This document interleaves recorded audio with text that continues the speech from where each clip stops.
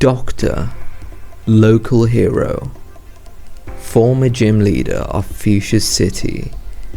This is Koga, the current Elite Four member. Why on earth is there a moth on an Elite Four member's team? We're going to look at who he really is.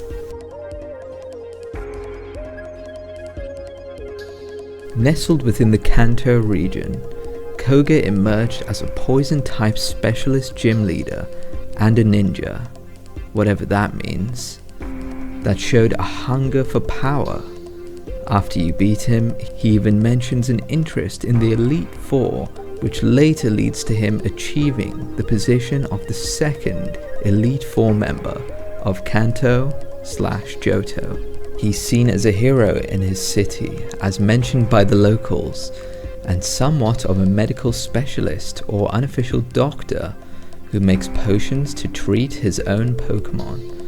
But I wouldn't trust this guy, as he seems to love inflicting gradual pain, like with Toxic, which has been a family tradition for around 400 years. But that's just the surface of his dark side. As detailed in the Pokemon Adventures manga, Koga's tale takes a sinister turn. Behind the facade of his gym leadership and Elite Four status lurks a muddy past, one intertwined with the notorious Team Rocket. Yeah, scary, right? But Koga was not a grunt. He was one of a select trio handpicked by the leader himself, known as the Team Rocket Triad. Kinda like the Elite Four, but 3, and for Team Rocket. And not as elite, but you get the point. In his debut, he's undertaking Team Rocket's mission of locating the Moonstone in Mount Moon, believe it or not. He's so serious about getting this stone that he threatens use of extreme force on anyone that interferes, and children are no exception to that threat. He didn't even think of Action Replay or Game Shark or trading with a friend. In his search, he catches Red and Misty as the former walks straight into his Rhyhorn, mistaking it for a rock, and he's got some jokes. Well, if it isn't Tom Sawyer and little Becky in the cave. These are fighting words, so they start to battle. Pikachu bops his Rhyhorn, so Koga uses a technique which reminds him of his childhood, the classic lethal injection. Yes, he injects his Rhyhorn with some secret juices, forcing it to evolve into Rhydon. He talks about how he wants to display the cruelty of adults, which is kind of a true theme in real life, but also makes me think, did someone do this to him as a child and he liked it? Was he traumatized by someone who did it and he liked it too? Or was he forced to do it and he still liked it? Anyway, when Misty asks if her Gyarados was the victim of this forced evolution technique, he says she can't expect him to remember how many times he has done this before. So this isn't his first rodeo. He horn drills Staryu straight into Misty, as you do, and she goes flying into a rock. She's out cold. Red comes in, gets smacked, and the cave collapses from their plot-armored scuffle. Blue and Red find themselves drawn to the eerie Lavender Tower, a place shrouded in mystery and whispered tales of ghostly encounters. As they venture deeper into its haunted depths, Blue falls victim to a hypnotic gas, which allows him to be mind-controlled.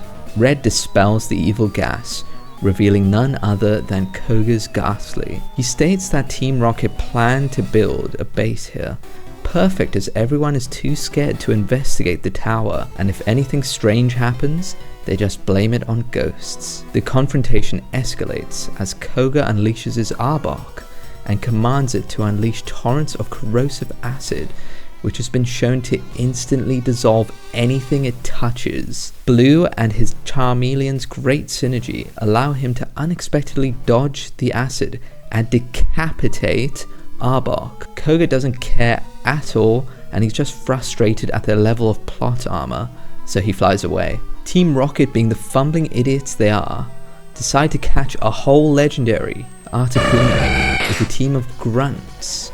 Probably a bunch of coughings and Grimers too. They fail, and later on, Koga turns up with Articuno, meaning this monster managed to take on a legendary. Whether it was weakened or not, it's pretty impressive. With his newly caught Articuno, he turns up in true ninja fashion for his final battle, right in front of their faces. Can I just say, shouldn't a ninja be making some kind of cool, flashy, exotic entrance? What does ninja even mean?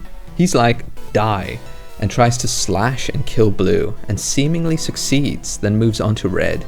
Yeah, he's still trying to kill children. He uses muck to squeeze the life out of Red, make him a standing target, but Blue's not actually dead because he's the real ninja master. Koga's like, screw this, and sends out the big daddy Articuno, and starts trying to freeze everyone to death, throwing ice moves left, right, and center. He brags about being able to control any Pokemon because the badges have special powers in them, which makes me think it shouldn't be handed out to every trainer.